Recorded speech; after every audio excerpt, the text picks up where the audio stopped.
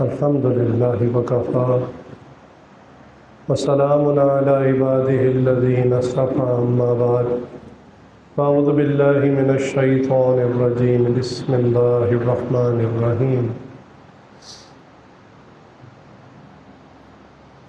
الذي خلق الموت والحياة ليبلوكم أيكم أحسن عملا سبحان ربك رب العزة عما يصفون وسلام على المرسلين والحمد لله رب العالمين اللهم صل على سيدنا محمد وعلى آل سيدنا محمد وبارك وسلم اللهم صل على سيدنا محمد وعلى آل سيدنا محمد وبارك وسلم اللهم صل على سيدنا محمد وعلى آل سيدنا محمد وبارك وسلم.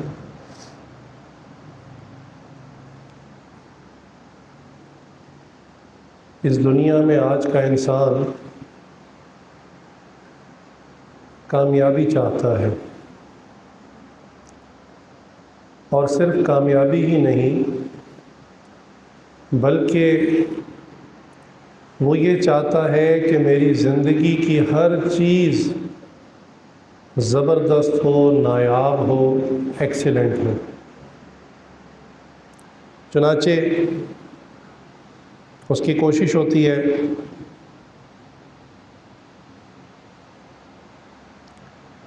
کہ میری تعلیم، ڈگری ایکسیلنٹ ہو، میری صحت ایکسیلنٹ ہو، میرا گھر ایکسیلنٹ ہو، میرے پاس جو گاڑی ہو وہ بھی سب سے زیادہ ایکسیلنٹ ہو، میری بیوی بھی ایکسیلنٹ ہو، بچے بھی ایکسیلنٹ ہو، کمائی، کاروبار، ہر چیز کے اندر آج کا انسان کمال چاہتا ہے. لیکن ایک بات سمجھنی چاہیے کہ صرف خواہشات کے کر لینے سے یا کوئی اچھا خواب آنکھوں میں سجا لینے سے اس کی تعبیر حاصل نہیں ہو جاتی. اس کے لیے انسان کو محنت کرنی پڑتی ہے. معاملہ دنیا کا ہو یا دین کا ہو، کسی بھی چیز میں، کسی بھی فیلڈ میں کمال حاصل کرنے کے لیے انسان کو انتھک محنت کرنی پڑتی ہے، پھر وہ چیز حاصل ہوتی ہے. چنانچہ یہ جو کسی بھی فیلڈ میں، فن میں انسان کو کمال حاصل ہوتا ہے نا، ایکسیلنٹ حاصل ہوتی ہے، تو یہ ایکسیلنس جو ہے یہ بائی چانس ایسے ہی چلتے چلتے حاصل نہیں ہو جاتی، بلکہ اس کے لیے ایک تگ و دو، ایک مسلسل روزانہ کی بنیاد پر محنت درکار ہوتی ہے. چنانچہ ایکسیلنس کے بارے میں کہا جاتا ہے کہ excellence is not an act, it's a habit. کہ یہ جو کسی چیز میں کمال ہو جاتا ہے نا، یہ کوئی عمل نہیں ہے جو آپ نے ایک دفعہ کیا اور آپ کو مل گیا، بلکہ یہ ایک عادت ہوتی ہے، ایک مزاج ہوتا ہے. چنانچہ ایسے نہیں ہوتا کہ کسی اسکول کالج میں کوئی بچہ اچانک بائی چانس فرسٹ آ جائے، ایسا نہیں ہوتا، بلکہ آپ دیکھیں گے کہ وہ روزانہ جو ہے وہ محنت کرتا ہوگا، روزانہ پڑھتا ہوگا، اور فرسٹ ٹرم ایگزام میں بھی اس نے ٹاپ کیا ہوگا، مڈ ٹرم میں بھی ٹاپ کیا ہوگا، تھرڈ میں بھی ٹاپ کیا ہوگا، پھر فائنل ایگزام میں فرسٹ آیا ہوگا. کیوں؟ اس کو یہ ہیبٹ ہے، اس کو محنت کرنے کی، پڑھنے کی عادت ہے. وہ روزانہ 2 گھنٹے یا 3 گھنٹے پڑھائی کے لیے نکالتا ہے. اندازہ کر لیجئے کہ ہفتے کے کتنے آورز بن گئے، مہینے کے کتنے آورز بن گئے، اور سال کے کتنے آورز بن گئے. تو ایک اسٹوڈنٹ جب اتنی محنت کرتا ہے زندگی میں، پھر اس کو اپنے اس خاص فن میں، فیلڈ میں ایکسیلنس حاصل ہوتا ہے. تو اسی لیے کہنے والوں نے کہا کہ it's not an act, it's an habit, کہ یہ ایک عادت ہے، ایک مزاج ہے اور جو محنت کرنے کا مزاج بنا لیتا ہے تو پھر جو ہے وہ اس کو پا لیتا ہے۔ ایکسلنس حاصل کرنے کے لیے 2 کام کرنے پڑتے ہیں۔ ایک تو یہ ہے کہ انسان جو چیز حاصل کرنا چاہتا ہے وہ مقصد اس کو پتہ ہو۔ ظاہر سی بات ہے، اپنی منزل ہی معلوم نہ ہو تو جائیں گے کدھر؟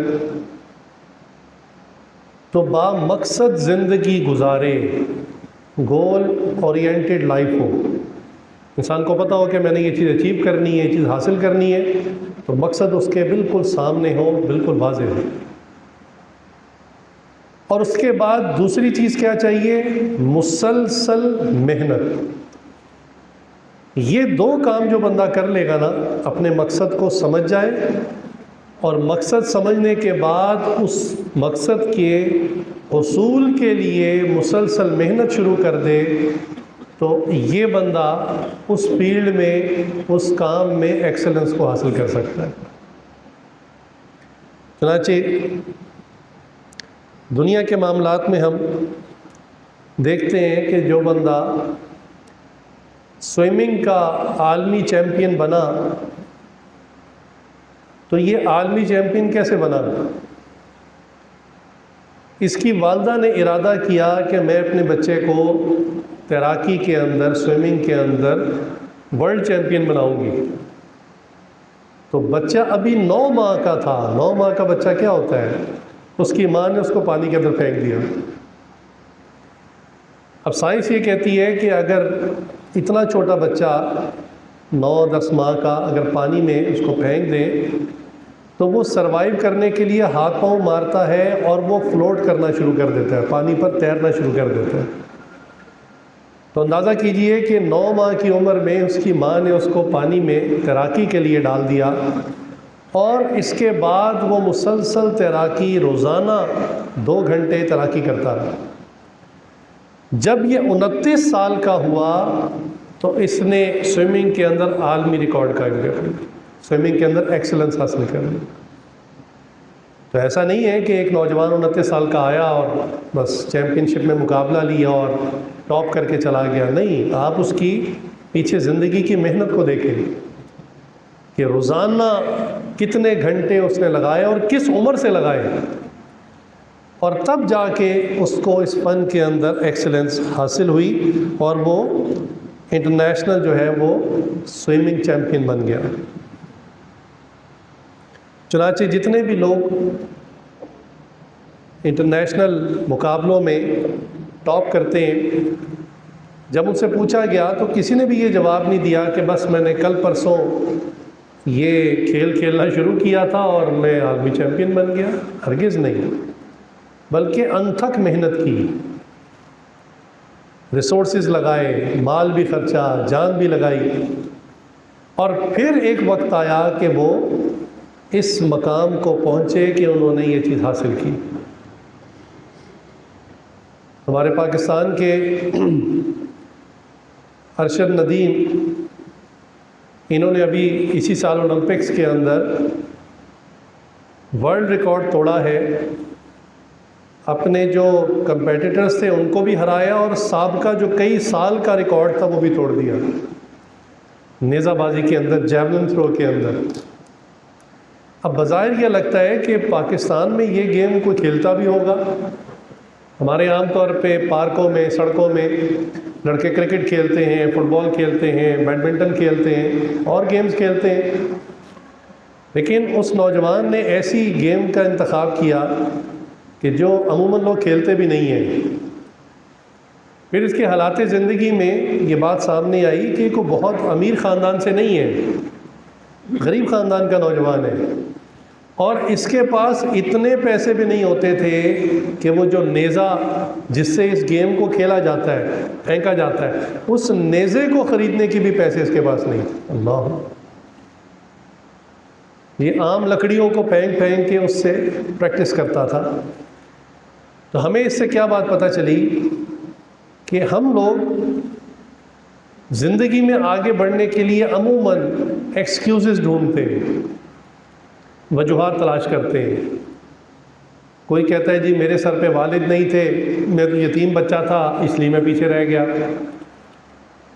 کوئی کہتا ہے کہ میں غریب خاندان میں پیدا ہوا، میں غریب بچہ تھا اس لیے پیچھے رہ گیا، میرے پاس پیسے ہی نہیں ہوتے تھے۔ کوئی بہانہ تلاش کرتا ہے، کوئی بہانہ تلاش کرتا ہے، لیکن جنہوں نے کچھ زندگی میں مقصد حاصل کرنا ہوتا ہے نا، تو وہ ان سب بہانوں کو ایک طرف رکھ کے اپنے مقصد پر، اپنے گول پر محنت شروع کر دیتے ہیں، اور نتیجتاً وہ اس فیلڈ میں ایکسلنس کو حاصل کر لیتے ہیں۔ چنانچہ ہمارے حضرت شیخ نقشبند کی ملاقات ہوئی ایک شخص سے جو نوبل پرائز ونر تھا۔ اب نوبل پرائز ہر عام آدمی کو تو نہیں مل جاتا۔ حضرت صاحب نے اس سے پوچھا کہ بھئی آپ تو بہت ہائی آئی کیو لیول کے آدمی ہوں گے، بہت ذہین فتین، اللہ نے آپ کو دماغ ایسا دیا؟ تو اس نے آگے سے جواب دیا کہ جی بالکل نہیں، میں ایک عام ایوریج درجے کا آئی کیو لیول والا بندہ ہوں۔ حضرت نے پوچھا پھر آپ نے یہ مقام کیسے حاصل کیا؟ تو وہ آگے سے کہنے لگا کہ جی میرا تو یہ حال تھا کہ مجھے اپنی کیمسٹری کی ایک کتاب سمجھ نہیں آ رہی تھی، تو میں نے اس کو شروع سے آخر تک پوری کتاب کو پڑھا، ایک مرتبہ پڑھا نہیں سمجھ میں آئی، پھر میں نے اس کو دوبارہ دوسری مرتبہ پڑھا، پھر سمجھ میں نہ آئی، تو میں نے اس کتاب کو 63 مرتبہ 63 ٹائمز شروع سے آخر تک پڑھا، اور وہ کتاب مجھے اچھی طرح سمجھ میں آ گئی۔ اب بتائیے آج کل کے اسٹوڈنٹس، کوئی انگلش میں ویک ہے، کوئی میتھس میں ویک ہے، کوئی فزکس میں ویک ہے، لیکن کیا آج کے طالب علم بھی اپنی نصابی کتاب کو اتنی بار پڑھتے ہیں؟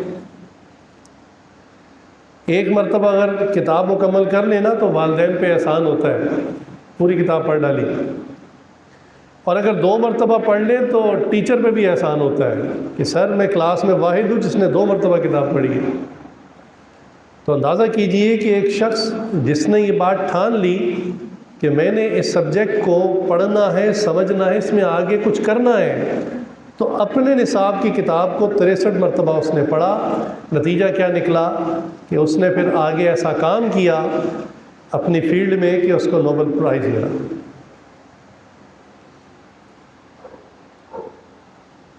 اسی طرح کوئی بھی فیلڈ ہو، کوئی بھی فن ہو، باکسنگ کی دنیا میں جو عالمی نام ہے، شہرت یافتہ مسلمان ہیں، محمد علی باکسر، ان کی جو اپنی سوانح عمری ہے، زندگی کے حالات، وہ یہی لکھتے ہیں کہ مجھے بھی بھاگنا، دوڑنا، ورزش کرنا یہ اچھا نہیں لگتا تھا۔ میں جب جمنیزیم میں وزن اٹھاتا تھا تو مجھے بہت مشکل لگتا تھا، وہ میری جان جاتی تھی، لیکن اس وقت میں یہ سوچتا تھا کہ آج میں یہ مشقت اٹھا لوں تاکہ کل کے لیے آسانی ہو سکے۔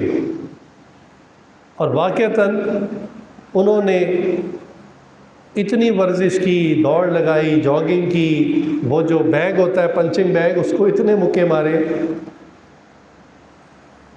کہ ایک وقت آیا کہ یہ عالمی چیمپئن بن گئے، اور بغیر کسی ہار کے مسلسل کئی سال تک یہ چیمپئن رہی، یعنی انہیں کئی سالوں تک کوئی ہرا نہ سکا۔ چنانچہ انہوں نے جو اپنی سب سے پہلی بیلٹ حاصل کی وہ 20 سال کی عمر میں حاصل کی، اور انٹرنیشنلی ان کا آج بھی ریکارڈ ہے کہ سب سے چھوٹی عمر کے ہیوی ویٹ چیمپئن شپ کھلائے۔ انہوں نے اپنے ایک حریف کو، مائیکل اسپنکس کو، صرف 91 سیکنڈ میں ناک آؤٹ کر دیا۔ 91 سیکنڈ۔ اب ظاہر سی بات ہے وہ بھی کوئی عام آدمی تو نہیں تھا، اس نے بھی بہت محنت کی بھی تھی، لیکن انہوں نے اپنی فیلڈ میں اتنی محنت کی کہ وہ آگے ٹک نہ سکا، 91 سیکنڈ میں اس کو ہرا دیا۔ اسی طرح باکسنگ میں ایک اور نام ہے مائک ٹائسن۔ اس بندے نے اپنے پنچ پر اتنی محنت کی، اتنی محنت کی، اور اتنی سپیڈ ڈیولپ کر لی کہ 32 فیٹ پر سیکنڈ کی رفتار سے اس کا پنچ جا کے دشمن کو لگتا تھا۔ سمجھانے کے لیے کہتا ہوں کہ اگر ایک شخص 32 فٹ کے فاصلے پہ کھڑا ہے تو یہ 1 سیکنڈ میں اس کو پنچ مار دے گا، اس کو پتہ بھی نہیں چلے گا کب پنچ آیا اور لگ گیا۔ چنانچہ ان کے سامنے جو مقابلے پہ آتا، یہ اس کو اتنی تیزی سے زوردار پنچ مارتے کہ اس کو پنچ نظر بھی نہ آتا اور وہ گر جاتا۔ انہوں نے اپنی فیلڈ کے اندر محنت کر کے ایکسلنس کو حاصل کیا۔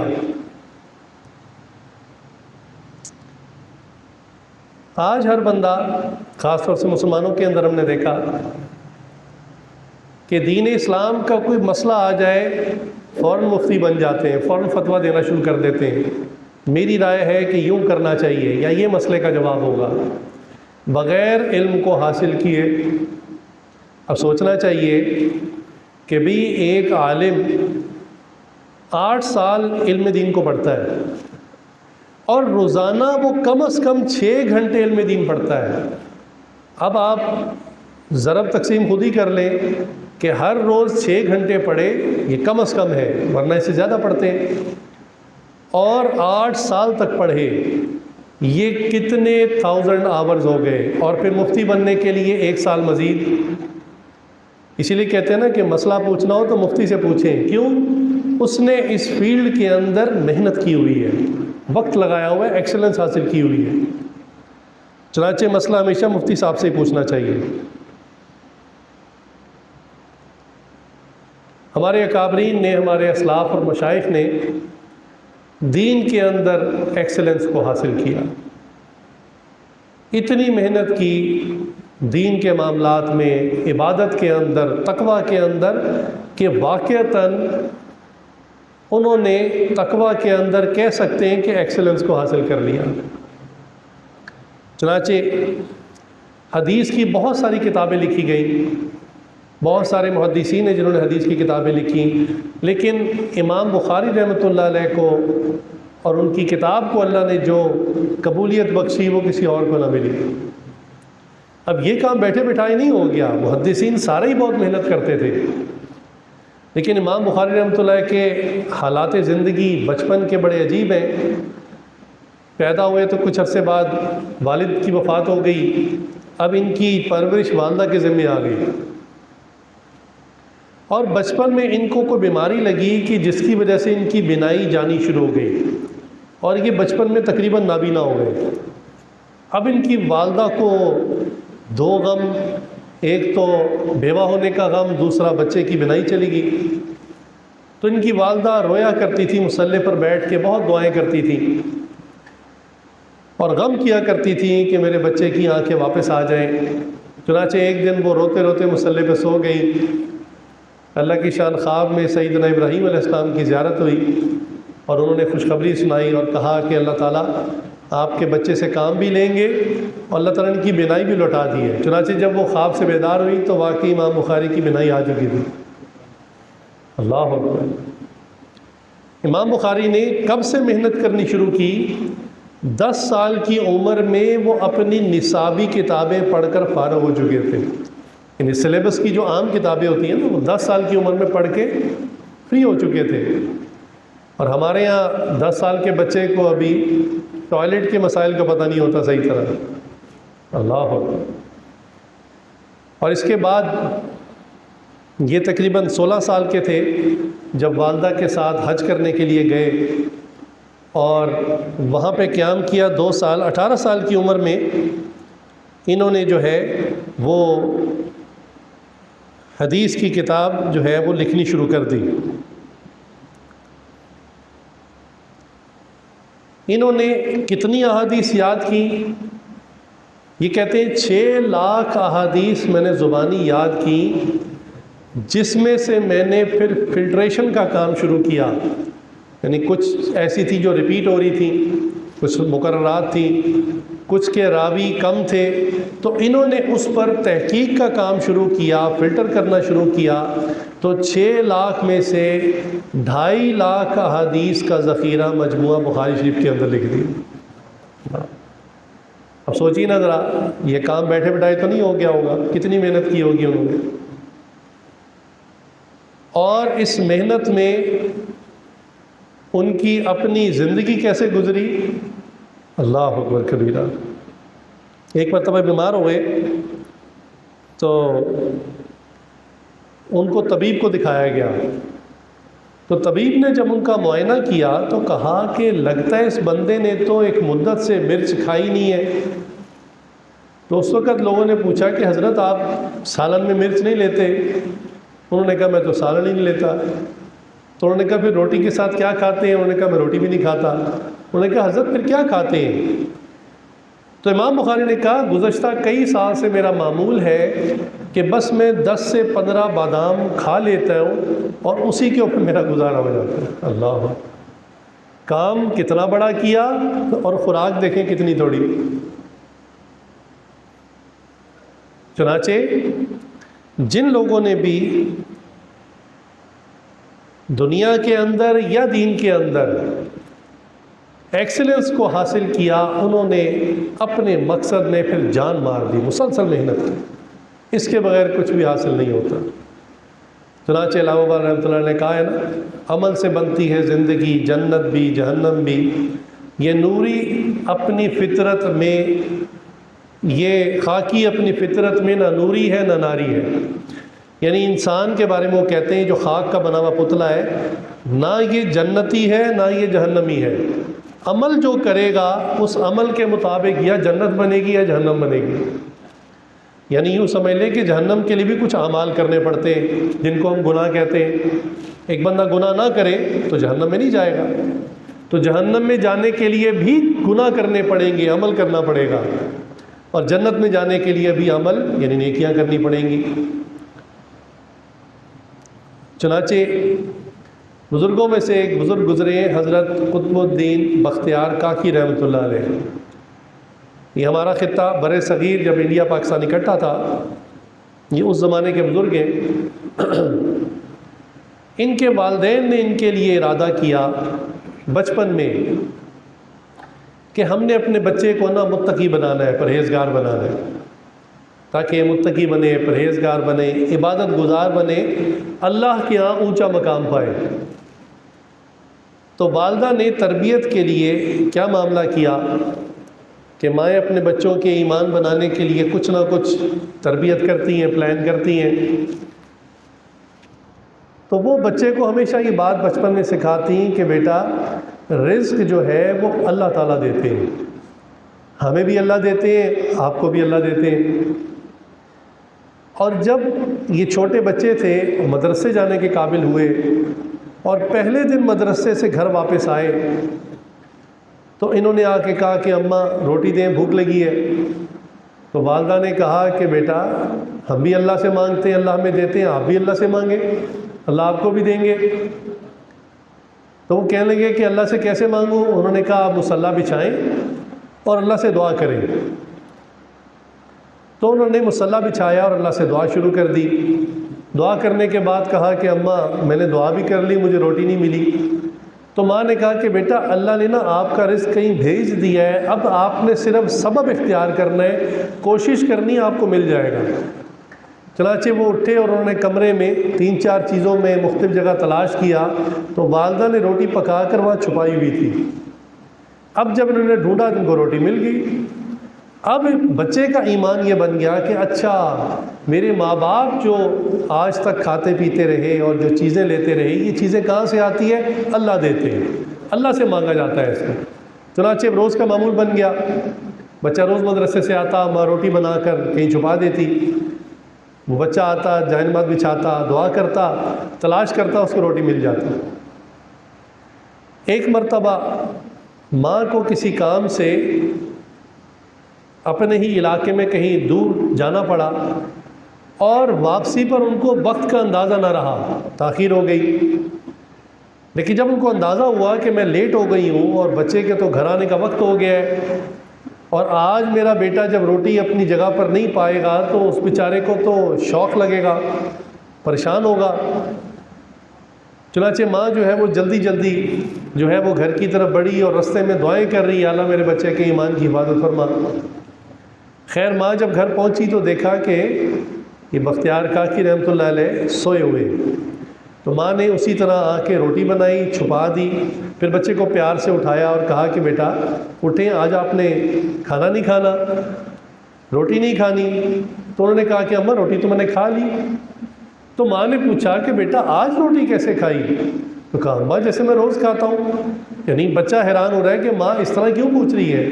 انہوں نے کہا میں آیا، میں نے مصلی بچھایا، اللہ سے دعا کی، تلاش کیا تو روٹی مل گئی، البتہ اماں جو مزہ آج کی روٹی میں تھا وہ اس سے پہلے کی روٹی میں نہیں تھا۔ ہندی میں نا کاکی کہتے ہیں روٹی کو۔ اس واقعے کی وجہ سے ان کے نام کے ساتھ بختیار کاکی لگ گیا، اسی نام سے مشہور ہو گئے۔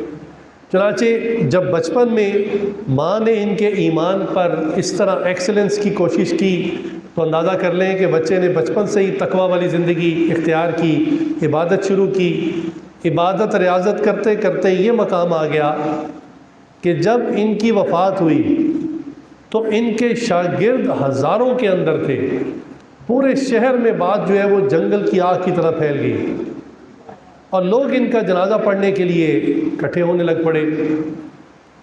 ایک بہت بڑا مجمع موجود تھا جس میں بڑے صلحاء، متقی، پرہیزگار لوگ موجود تھے، علماء موجود تھے۔ اب جب جنازہ بالکل تیار ہو گیا، اس سے پہلے کہ کوئی شخص آگے بڑھ کے جنازہ پڑھاتا، ایک شخص آگے بڑھا اور اس نے آ کے کہا کہ میں حضرت کا واسی ہوں، میرے پاس حضرت کی ایک وصیت ہے۔ لوگوں نے کہا بتائیے۔ کہنے لگے کہ حضرت نے مجھے وصیت زندگی میں کی تھی کہ میرا جنازہ وہ شخص پڑھائے گا جس میں 4 صفات ہوں گی، جس شخص میں یہ 4 صفات ہوں گی وہ میرا جنازہ پڑھائے۔ چنانچہ لوگوں نے کہا بتائیے۔ تو اس نے کہا کہ پہلی صفت اس بندے میں ایسی ہو کہ اس کی کبھی بھی عصر کی نماز کی 4 سنتیں قضا نہ ہوئی ہوں۔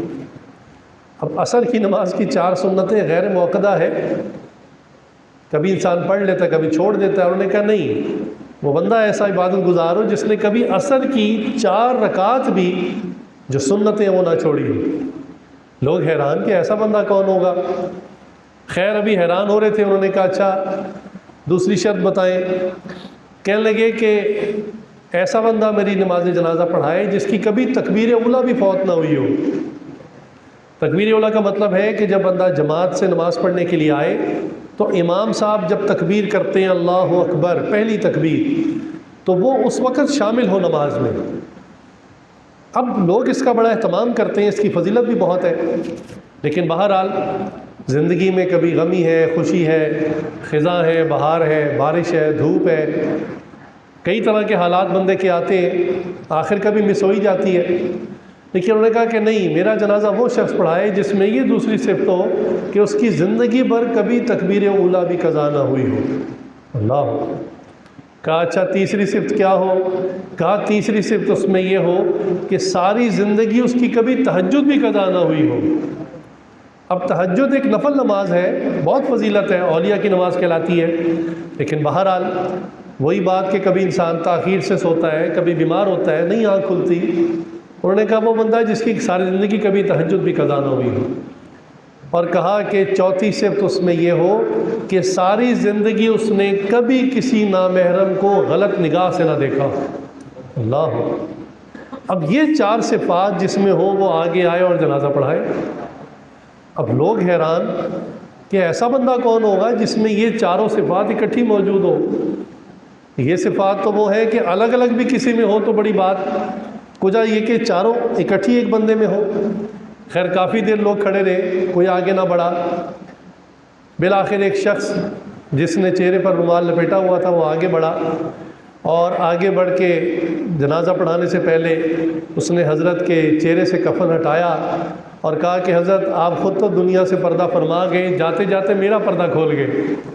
یعنی یہ کام تو میں اللہ کی رضا کے لیے کرتا تھا، بتانے کے لیے تھوڑی کرتا تھا، لیکن آپ نے ایسی شرط لگا دی کہ میرا پردہ کھل گیا۔ لہٰذا وہ بندہ لوگوں کے سامنے مڑا اور کہا کہ میں اللہ کو حاضر ناظر جان کے کہتا ہوں کہ میرے اندر یہ 4 صفات موجود ہیں۔ لوگوں نے دیکھا وہ بندہ کون ہے، تو وہ اس زمانے کا بادشاہ سلطان التمش رحمۃ اللہ علیہ، یعنی اس زمانے کے بادشاہ بھی اتنے متقی ہوا کرتے تھے۔ وہ بھی بادشاہت کے باوجود اللہ تعالیٰ کی طرف تقوی کے اندر، عبادت کے اندر ایکسلنس حاصل کرنے کی کوشش کرتے تھے، کیونکہ اللہ تعالیٰ نے یہی فرمایا نا قرآن کریم کی جو آیت میں نے پڑھی، ایکم احسن عملا، کہ ہم نے زندگی موت کو اس لیے پیدا کیا کہ دیکھیں تم میں سے کون وہ لوگ ہیں جو بہترین اعمال کر کے آتے ہیں، ایکسلنس والی عبادت کر کے آتے ہیں، یہ اللہ نے دیکھنا ہے۔ اکثر عمل نہیں کہا کہ کون ڈھیر سارے اعمال کر کے آتا ہے۔ اللہ اکبر۔ چنانچہ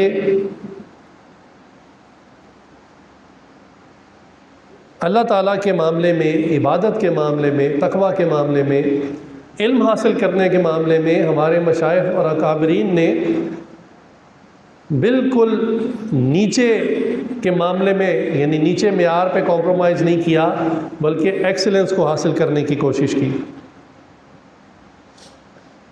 چنانچہ جب ماں باپ نیک ہوں، متقی ہوں، اللہ تعالیٰ اولاد بھی ویسی عطا فرماتے ہیں۔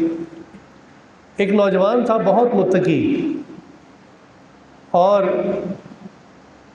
بھوک لگی ہوئی تھی، کہیں جا رہا تھا تو راستے میں ایک نہر پر سے گزر ہوا، تو نہر میں ایک سیب تیرتا ہوا دیکھا کہ سیب تیرتا ہوا جا رہا ہے۔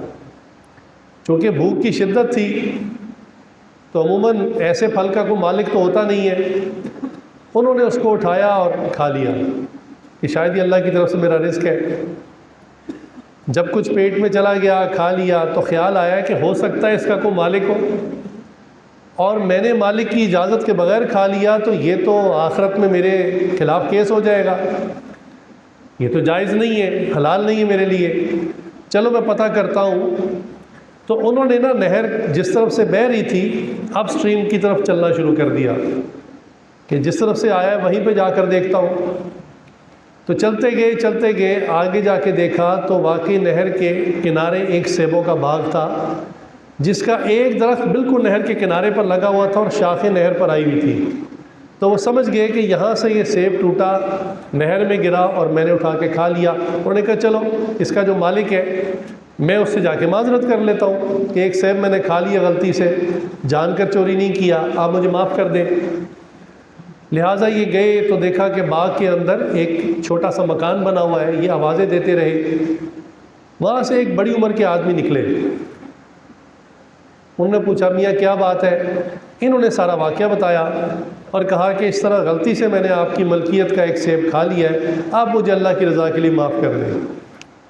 اب انہوں نے ان کو اوپر سے نیچے تک دیکھا اور کہا کہ میں تو معاف نہیں کرتا۔ انہوں نے کہا کہ غلطی ہو گئی، میں نے کوئی جان کر نہیں توڑا، ایک سیب تھا، آپ یا تو معاف کر دیں یا کوئی دنیا میں سزا دے دیں، میں آخرت میں کہاں آپ کو حساب دیتا رہوں گا۔ انہوں نے کہا کہ ہاں تمہارے لیے ایک سزا میرے پاس ہے اور وہ تمہیں قبول کرنی پڑے گی، اگر وہ قبول کرو گے تو میں معاف کرتا ہوں ورنہ معاف نہیں کرتا۔ شرط لگا دی۔ کہا کہ کیا سزا ہے؟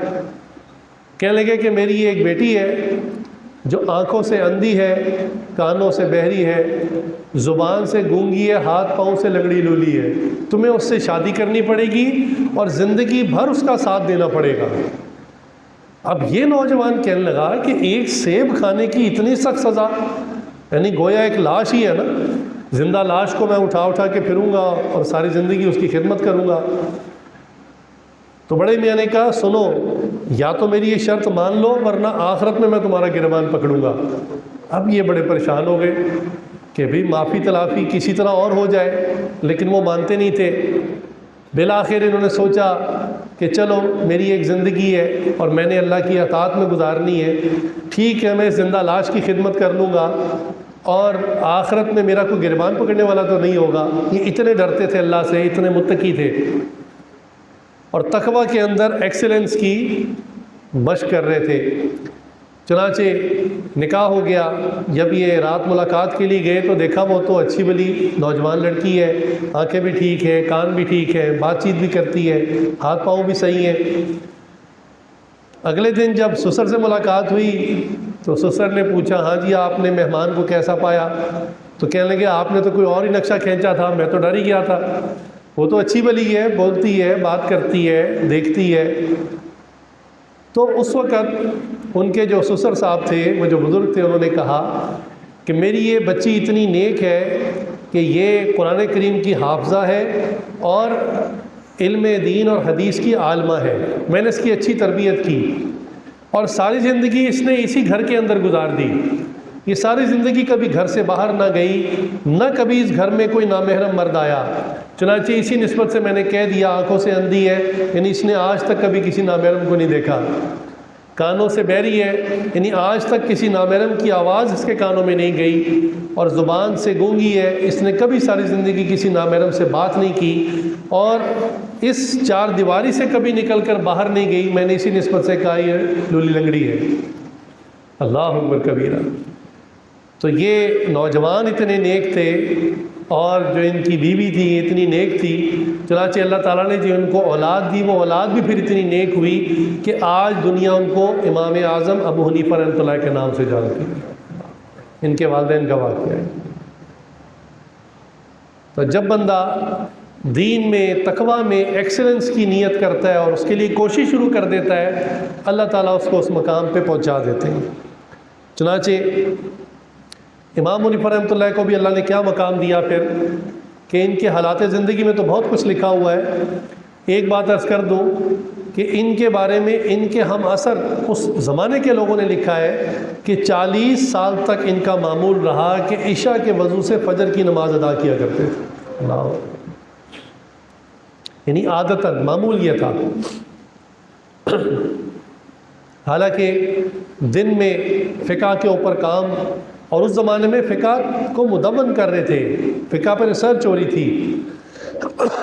آج جو شرعی مسائل ہیں مفتیان کے لیے بہت آسان ہے، فتاوی جات پہ کام ہوا پڑا ہے، صرف انہوں نے متعلقہ کتاب میں سے فتویٰ نکالنا ہوتا ہے اور اس کو نقل کر کے لکھ کر بھیج دینا ہوتا ہے، ریسرچ نہیں کرنی ہوتی اکثر معاملات میں، سوائے چند مفتیان کے جیسے ماشاءاللہ حضرت مفتی تقی عثمانی صاحب دامت برکاتہم عالیہ ہیں کہ وہ جدید جو ہے وہ معیشت کے مسائل، بینکنگ کے مسائل کے اوپر ریسرچ کر رہے ہیں۔ انسان کی ایک زندگی لگتی ہے، کئی ملکوں میں جاتے ہیں، کئی بڑے بڑے مفتیان سے ملتے ہیں، کئی مطالعوں کا نایاب کتابوں کا مطالعہ کرتے ہیں، تو ریسرچ یہ ہوتی ہے۔ تو امام حنیفہ رحمۃ اللہ نے اس زمانے کے اندر کہ جب الیکٹریسٹی نہیں تھی، روشنی مستقل نہیں تھی، چراغ ہوتا تھا، دیا ہوتا تھا، بار بار اس کو ٹھیک کرنا پڑتا، فاؤنٹین پین نہیں ہوتا تھا، جو ہے وہ تنکے کے ساتھ لکھا جاتا تھا دوات میں ڈبو کے، کتنے مشکل حالات تھے، اور ان حالات میں ریسرچ کا کام کرنا یہ کتنا مشکل تھا۔ چنانچہ دن کے اندر وہ فقہ کے اوپر تحقیق کرتے، اپنے شاگردوں کے ساتھ وقت گزارتے، اور رات کا ٹائم وہ مصلی کے اوپر گزارا کرتے تھے۔ اللہ، رات کو اللہ کے سامنے کھڑے ہو جاتے، محنت کرتے، عبادت کرتے۔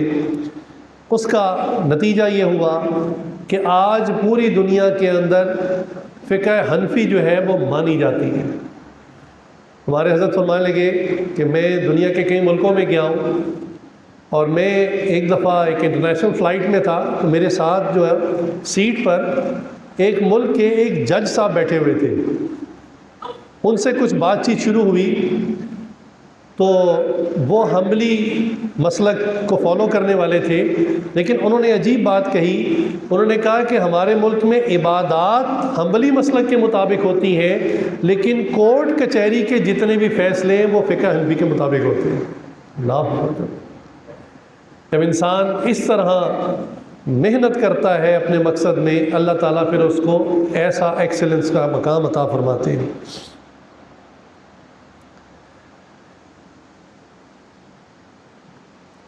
سب سے زیادہ کامیاب انسان اس دنیا میں آج تک کون گزرا ہے؟ حضرت محمد صلی اللہ علیہ وآلہ وسلم گزرے ہیں۔ دنیا میں بڑے بڑے سائنٹسٹ آئے، بڑے بڑے مفکر آئے، بڑے بڑے ڈاکٹرز، انجینئرز آئے، بڑے بڑے شاعر آئے، مگر وہ اپنا مشن پورا نہ کر سکے۔ کئی لوگوں کے مرنے کے بعد جب ان کے نوٹس کو دیکھا گیا تو پتہ چلا کہ وہ نوٹس نامکمل تھے، وہ اپنے کسی پروجیکٹ پہ کام کر رہے تھے اور کرتے کرتے دنیا سے چلے گئے۔ حضور اکرم صلی اللہ علیہ وآلہ وسلم نے اپنی زندگی میں اپنے دیے ہوئے مقصد کو پورا کر کے دکھایا، بلکہ 1,24,000 صحابہ سے پوچھا حجۃ الوداع کے موقع پر کہ بتاؤ میں نے اللہ کا پیغام آپ کو پہنچا دیا، تو صحابہ نے کہا آپ نے پہنچانے کا حق ادا کر دیا۔ اللہ، دن کی روشنی میں تمام صحابہ کے سامنے اللہ کی کتاب جو نازل ہو رہی تھی وہ کتاب مکمل ہو گئی، صحابہ کو وہ کتاب جو ہے وہ ہینڈ اوور کر دی، حافظ قرآن کئی بنا دیے۔ اللہ، کیسا انہوں نے اپنے مقصد کو پورا کر کے دکھایا، اور صرف 23 سال کی عمر کے اندر، 23 سال کی زندگی میں، یعنی 40 سال میں تو نبوت ملی، اور 13 سال مکی زندگی اور 10 سال مدنی زندگی۔ تو نبوت ملنے کے بعد جب مقصد اللہ کی طرف سے مل گیا، ڈیپیوٹ کر دیا گیا، تو 23 سال 23 ایئرز کے اندر دین اسلام کو پوری دنیا کے اندر پھیلا دیا۔ اس زمانے میں جب انٹرنیٹ نہیں تھا، پرنٹنگ پریس نہیں تھی، ٹیلی فون نہیں تھا، کیبل نہیں تھی، کوئی ذرائع نہیں تھے کہ بندہ آسانی کے ساتھ پیغام کو دور تک پہنچا سکے، اس زمانے میں رسول اللہ صلی اللہ علیہ وسلم نے دین اسلام کا پیغام دنیا کے آخری کونے تک پہنچا دیا۔ اس کے باوجود آپ صلی اللہ علیہ وسلم عبادت میں کتنی محنت کیا کرتے تھے، کیسا کمال اور کیسی ایکسلنس حاصل کی کہ حضور صلی اللہ علیہ وسلم رات کو جب مصلی پر کھڑے ہوتے اتنا لمبا قیام فرماتے، اتنا لمبا قیام فرماتے کہ بعض اوقات آپ صلی اللہ علیہ وسلم کے مبارک قدم جو ہے وہ سوج جاتے تھے، ورم آ جایا کرتے تھے، اتنی عبادت کرتے۔ ایک صحابی ایک دن مسجد پہنچے تو دیکھا کہ نبی کریم صلی اللہ علیہ وسلم نفل نماز ادا کر رہے ہیں، تو انہوں نے ارادہ کیا کہ چلو میں بھی حضور کے ساتھ نماز میں شامل ہو جاتا ہوں۔ تو یہ بھی نفل نماز میں حضور کے پیچھے نیت کر کے کھڑے ہو گئے، کہنے لگے کہ رسول اللہ صلی اللہ علیہ وسلم نے اتنا لمبا قیام کیا، اتنا لمبا قیام کیا کہ سورہ بقرہ اور اس کے ساتھ مزید چند صورتیں تلاوت کی جو تقریباً 3 پارے سے بھی زیادہ بنتی ہے۔ کہنے لگے اس کے بعد جب رکوع کیا تو رکوع بھی اتنا ہی لمبا کیا جتنا لمبا قیام کیا، اور اس کے بعد جب سجدہ کیا تو سجدہ بھی اتنا ہی لمبا۔ کہنے لگے کہ میں نماز ہی نماز میں اپنے آپ کو برا بھلا کہنے لگا اور اپنے آپ کو کوسنے لگا، اور کہنے لگا کہ رسول اللہ صلی اللہ علیہ وسلم تو اللہ کے نبی ہیں، ان کی تو شان بہت بلند ہے، تجھے کیا ضرورت پڑی تھی کہ آ کے نماز میں شامل ہو جاتا۔ اللہ، رسول اللہ صلی اللہ علیہ وسلم خود اتنی محنت فرمایا کرتے تھے، باوجود اس کے کہ اللہ تعالیٰ نے زندگی میں، دیکھیں ہمارا نتیجہ مرنے کے بعد اعلان ہوگا، ہمیں نہیں پتہ ہم جنتی ہیں جہنمی ہیں، اللہ سے امید ہے، دعا ہے اللہ تعالیٰ ہم سب کا خاتمہ بال ایمان فرمائے انشاءاللہ۔ یہی مقصد بھی ہے مسجد میں آنے کا، مسجد میں ٹھہرنے کا بھی، کہ اللہ کو ہم پر رحم آ جائے، ہمارے گناہوں کو معاف فرما دے اور اللہ تعالیٰ ہمیں بخش دے، یہی مقصد ہے یہاں آنے کا۔ لیکن ہمیں گارنٹی سے زندگی میں کوئی ایسی بات نہیں کہے گی کہ اب آپ جنتی ہیں اور اب آپ جو مرضی کریں، لیکن رسول کریم صلی اللہ علیہ وسلم کو زندگی کے اندر معراج نصیب ہوئی، اور اللہ تعالیٰ نے فرمایا جو اللہ کے پاس سب سے بڑا عہدہ ہے، عزت والا مقام، مقام محمود، فرمایا یہ میں آپ کو دوں گا قیامت کے دن۔ یعنی مقام بھی وہ ملا جو سب سے ایکسیلنٹ مقام ہے، سب سے ٹاپ موسٹ مقام، وہ نبی کریم صلی اللہ علیہ وسلم کو قیامت کے دن اللہ تعالیٰ فرمائیں گے۔ چنانچہ آج کی ساری بات کا خلاصہ یہی کہ انسان نے اگر کسی چیز میں کمال پیدا کرنا ہو، وہ دنیا کا معاملہ ہو یا دین کا معاملہ ہو، اس کے لیے 2 چیزیں بالکل واضح ہونی چاہیے۔ نمبر 1، اپنا مقصد بالکل واضح ہو اور اپنی زندگی بامقصد گزاریں، مقصد کے مطابق گزاریں، اور دوسرا اس مقصد کو حاصل کرنے کے لیے روزانہ کی بنیاد پر مسلسل محنت کریں، وہ مقصد آپ کو حاصل ہو جائے گا۔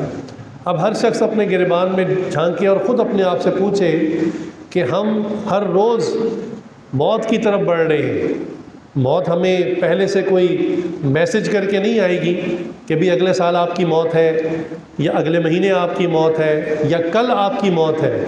موت کا فرشتہ تو نظر ہی اس وقت آتا ہے جب ہمارا ٹائم ختم ہو چکا ہوتا ہے، یعنی سٹاپ واچ رک چکی ہوتی ہے، تب ہمیں موت کا فرشتہ نظر آتا ہے، تب تو چند سیکنڈ بھی ہمارے پاس نہیں ہوتے، بس اس نے آ کر ہماری روح کی گرہ کھولنی ہوتی ہے اور روح نکال لینی ہوتی ہے۔ حتیٰ کہ کئی لوگ کھڑے کھڑے مر جاتے ہیں، یعنی کھڑے کھڑے حالت میں روح نکلتی ہے اور جسم لکڑی کی طرح نیچے گرتا ہے، اتنا موقع بھی نہیں ملتا کہ بیٹھ جائیں۔ کئی لوگ کار چلاتے وقت اچانک موت آ جاتی ہے۔ چنانچہ واقعات میں ایک عجیب واقعہ لکھا ہے کہ ایک ڈرائیور بس کو چلا رہا تھا اور بس مسافروں سے بھری ہوئی تھی، اور لوگوں نے دیکھا کہ سڑک کے کنارے کسی شخص نے ہاتھ سے اشارہ کیا، تو بس ڈرائیور نے بس ایک طرف روکی اور دروازہ کھول دیا۔ اب کچھ دیر گزر گئی، لوگوں نے نوٹ کیا کہ اندر کوئی بندہ نہیں بیٹھا، تو لوگ حیران ہوئے کہ بھئی کوئی بندہ نہیں بیٹھا تو ڈرائیور بس کو چلائے۔ جب ڈرائیور کو کہا بھی بس چلاؤ تو دیکھا کہ ڈرائیور تو ایک طرف لڑک چکا تھا۔ اللہ اکبر! یعنی موت صرف ڈرائیور کی لکھی تھی، اگر چلتی بس میں موت آ جاتی تو بس کا ایکسیڈنٹ ہو جاتا اور لوگ بھی جو ہیں ان کو زخم آتے، لہٰذا صرف بس کو روک کر اس کو جو ہے اٹھا لیا گیا۔ سوتے سوتے موت آ جاتی ہے، نہ آواز نکلتی ہے، نہ بندہ کروٹ لیتا ہے، تو موت تو کسی وقت کسی لمحے بھی آ جائے گی۔ کیا ہم اس وقت تیاری شروع کریں گے آخرت کی؟ اس وقت تو شاید آدھا سیکنڈ یا اس سے بھی کم وقت ہوگا، کیا تیاری کریں گے؟ لوگ کلمہ بھی پورا نہیں پڑھ پاتے۔ اللہ کا فضل ہو، اللہ کا کرم ہو تو زبان سے کلمہ نکلتا ہے، ورنہ کلمہ بھی جو ہے پورا نہیں نکلتا۔ اللہ تو تقویٰ کے لیے، اللہ کے پاس مرتبہ پانے کے لیے ہمیں ہر روز کچھ نہ کچھ محنت کرنی ہے، کم از کم 5 فرض نمازوں کو ادا کرنا ہے۔ میں ذکر اذکار اور تلاوت کی آسانی کے لیے ایک طریقہ کار عرض کیا کرتا ہوں۔ میں کہتا ہوں دیکھیں آج کل ہر بندہ مصروف ہے، الگ سے بعض اوقات ذکر کے لیے وقت نکالنا، تلاوت کے لیے وقت نکالنا لوگوں کو مشکل لگتا ہے کہ کون آدھا گھنٹہ 1 گھنٹہ بیٹھے اور ذکر اذکار تسبیحات کرے۔ تو میں اس کا ایک آسان فارمولہ عرض کرتا ہوں کہ بھی 5 نمازیں تو ہر مسلمان مرد عورت نے پڑھنی ہیں، تو آپ اپنے اذکار اور معمولات کو نمازوں کے ساتھ تقسیم کر دیں۔ کچھ تسبیحات فجر کی نماز کے بعد پڑھ لیں، کچھ ظہر کے بعد پڑھ لیں، تلاوت مثال کے طور پہ عصر کے بعد پڑھ لیں، کر لیں، مغرب کے بعد کچھ تسبیحات کر لیں۔ اسی طرح جو آپ کے نوافل ہیں جو آپ نے پڑھنے ہوتے ہیں وہ بھی مختلف نمازوں کے ساتھ 2 4 کر کے پڑھنے شروع کر دیں۔ آپ دیکھیں آپ کی نماز خوبصورت ہونی شروع ہو جائے گی۔ ہم اکابرین کے واقعات پڑھتے ہیں کہ جی بزرگ تو نماز پڑھتے تھے اور نماز کے اندر ان کو یہ کیفیت ملتی تھی، عجیب و غریب کیفیات ہوتی تھی ان کی۔ تو یہ کیفیت کیا خیال ہے صرف 4 فرض یا 2 فرض پڑھنے سے حاصل ہو جاتی ہے؟ نہیں، اس کے لیے بھی محنت کرنی پڑتی ہے، کئی نوافل پڑھنے پڑتے ہیں، پھر جا کر نماز میں ایک حسن پیدا ہوتا ہے۔ چنانچہ ہمارے حضرت نے ایک مرتبہ نوجوان اکٹھے ہوئے تھے تو فرمایا کہ چلو آج کی رات جاگنے کی رات ہے، میں آپ کو ایک ٹاسک دیتا ہوں، آپ سب اس کی کوشش کریں۔ اور ٹاسک کیا ہے کہ آپ نے 2 رکعت نماز ایسی پڑھنی ہے کہ 2 رکعت میں آپ کو کوئی بھی خیال نہ آئے۔ اب نوجوانوں نے کہا کہ بس دیٹس اٹ، اتنا سا کام ہے، 2 رکعت پڑھنی ہے۔ انہوں نے کہا غور کیجئے گا، 2 رکعت اس طرح پڑھنی ہے کہ 2 رکعت میں کوئی بھی خیال آپ کو نہ آئے، پوری 2 رکعت میں خیال اللہ کی طرف رہے۔ اور فرمایا کہ یہ آسان نہیں ہے، جب آپ کریں گے تو آپ کو پتہ چلے گا۔ چنانچہ کہنے لگے فجر میں نے پھر نوجوانوں سے پوچھا کہ ہاں جی کسی کو ایسی نماز نصیب ہوئی؟ تو کہنے لگے کہ کافی نوجوان کہنے لگے کہ ہم تو بڑی کوشش کرتے رہے، تو ہمیں تو یا پہلی رکعت میں خیال آ جاتا یا دوسری رکعت میں خیال آ جاتا۔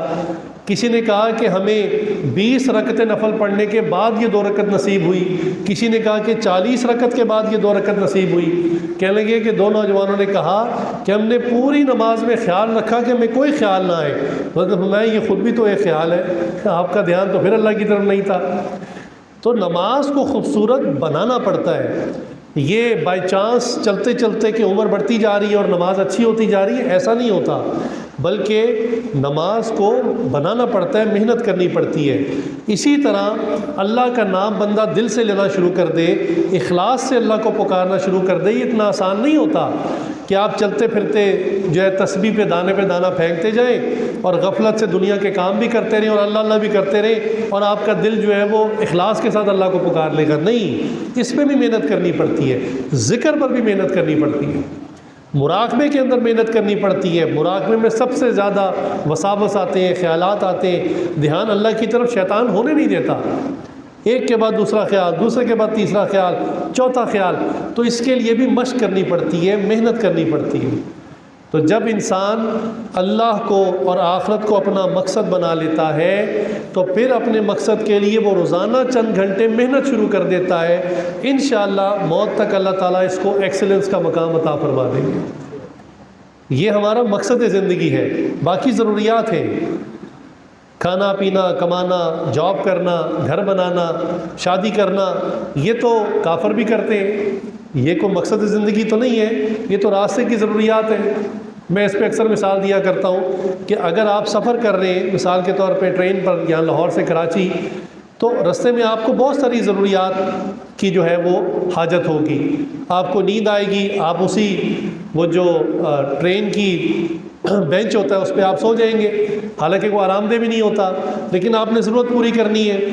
آپ کو چائے کی طلب ہوگی، اب جیسی کیسی ٹھنڈی چائے ملے گی آپ پی لیں گے، آپ کو ضرورت پوری کرنی ہے۔ کھانا گھر جیسا معیاری نہیں ملے گا راستے میں سے، لیکن آپ ضرورت کو پورا کرنے کے لیے کھا لیں گے، کیوں؟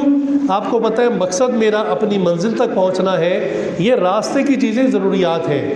چنانچہ آج کے مسلمان کو اتنی بات نہیں پتہ کہ آخرت ہمارا مقصد ہے، ہماری منزل ہے، اور یہ جتنی چیزیں میں نے بتائی ہیں یہ راستے کی ضروریات ہیں۔ عجیب بات کہ ہم نے ضروریات کو مقصد بنا لیا اور مقصد کو سرے سے ہی بھول گئے۔ چنانچہ ہمیں چاہیے کہ ہم اپنے زندگی کے مقصد کو پہچانیں اور اس مقصد کی تکمیل کے لیے، اس میں ایکسلنس حاصل کرنے کے لیے روزانہ کچھ نہ کچھ وقت عبادت میں، ذکر میں، ریاضت میں لگائیں، تاکہ عبادت کے معاملے میں بھی، اللہ کے ساتھ تعلق کے معاملے میں بھی، رسول اللہ صلی اللہ علیہ وسلم پر درود پڑھنے کے معاملے میں بھی ہمیں کچھ نہ کچھ ایکسلنس حاصل ہو جائے۔ وآخر دعوانا ان الحمد للہ رب العالمین۔